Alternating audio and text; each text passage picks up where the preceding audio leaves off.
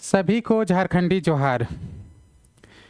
आज 25 दिसंबर हम लोग झारखंड एक ऐसे महान वीर क्रांतिकारी शहीद का जन्म जयंती मनाने जा रहे हैं जिन्होंने न सिर्फ झारखंड आंदोलन में अपने प्राणों की आहुति दी बल्कि झारखंड आंदोलन के स्वरूप को उग्र बनाया, जिसने झारखंड राज्य के सपने को मुकाम तक पहुंचाया।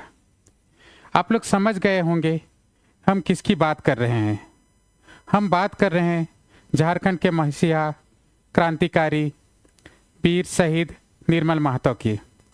मैं अरुण महतो बानुआर आप सभी को आज उस वीर शहीद क्रांतिकारी निर्मल महतो के बारे में, उनके जन्म के बारे में, उनकी शिक्षा के बारे में, उनके आंदोलन के बारे में, उनके राजनीतिक विचारों के बारे में आपको एक विस्तार से बताने जा रहा हूं। आप लोग बने रहिए मेरे साथ।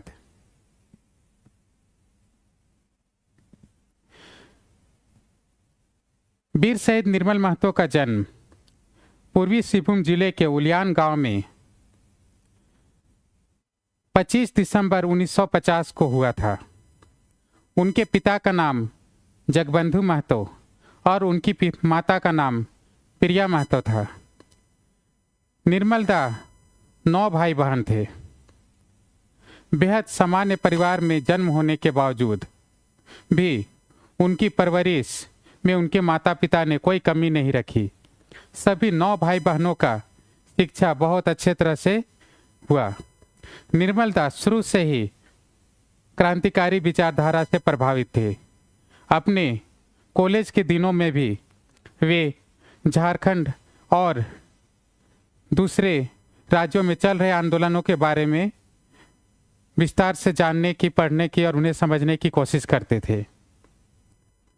उनके कॉलेज के दिनों में ही 1975 में देश में आपातकाल लागू हुआ।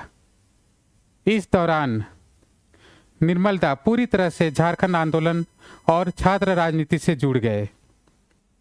छात्र राजनीति में उनके बढ़ते प्रभाव और उनकी सक्रिय भागीदारी को देखकर झारखंड मुक्ति मोर्चा के वरिष्ठ सदस्य शैलेंद्र महतो जी बेहद प्रभावित हुए और उन्होंने निर्मल दा को झामुमो से जुड़ने के लिए प्रेरित किया। शैलेंद्र महतो से प्रेरणा लेकर निर्मल दा 1980 में झारखंड मुक्ति मोर्चा से जुड़ गए और आजीवन झामुमो के सदस्य रहे।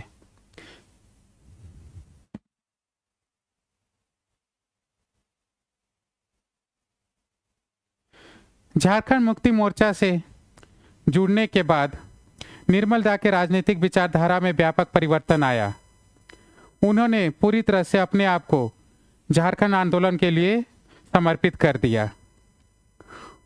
उनके समर्पण को देखते हुए 1984 ईस्वी में उन्हें झारखंड मुक्ति मोर्चा का अध्यक्ष बनाया गया।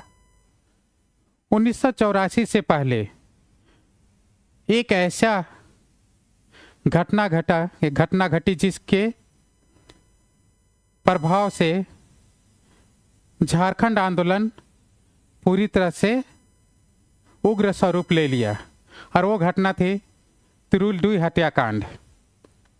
इसकी पृष्ठभूमि में था चांडिल डैम के विस्थापितों के पुनर्वास और उनको सरकारी सहायता प्रदान करने के लिए झारखंड मुक्ति मोर्चा द्वारा प्रखंड कार्यालयों में धरना प्रदर्शन का आयोजन। इसी क्रम में 1982 में अजीत महतो और धनंजय महतो के नेतृत्व में तिरुलडुई में धरना प्रदर्शन किया जा रहा था, जहां बिना किसी पूर्व सूचना के पुलिस द्वारा निहत्थे क्रांतिकारियों के ऊपर गोलियां बरसाई गई। इस हत्याकांड में अजीत महतो और धनंजय महतो शहीद हो गए। उनकी शहादत ने निर्मल महतो को पूरी तरह से झकझोर दिया और निर्मल महतो ने आंदोलन का प्रचार प्रसार और उग्र विचारधारा का प्रचार प्रसार पूरे झारखंड में करना शुरू कर दिया और झारखंड के छात्रों, मजदूरों और किसानों को आंदोलन से जोड़ना शुरू कर दिया। इस दौरान असम में असम छात्र संघ आसू के कार्यकलापों से प्रभावित होकर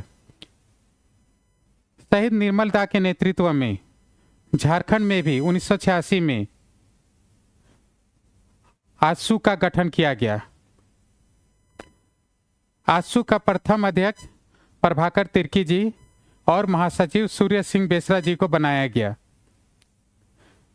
झामुमो जिस तरह से राजनीतिक और सामाजिक आंदोलन कर रहा था और उसने झारखंड आंदोलन को केंद्र तक पहुंचाया था, अपनी मांगों तक पहुंचाया था, आसू ने झारखंड आंदोलन को झारखंड के घर घर तक पहुंचाया, हर जनमानस तक पहुंचाया, झारखंड के छात्रों, मजदूरों और किसानों को इससे जोड़ा और उग्र विचारधारा का व्यापक तरीके से प्रचार प्रसार किया। लेकिन जैसा हम लोग जानते हैं कि जैसे ही कोई भी क्रांतिकारी नेता अपने पथ पर आगे बढ़ने लगता है, उसके पथ में रोड़ा बढ़ने के लिए भी सत्ता उसके विरोधियों को खड़ा करती है। 1987 में एक ऐसा ही घटना घटा जिसने झारखंडी जनमानस को पूरी तरह से तोड़ दिया। 8 अगस्त 1987 को जमशेदपुर के चमरिया गेस्ट हाउस में एक मीटिंग के से बाहर निकलते समय झारखंड विरोधी नेताओं ने उनकी हत्या करवा दी।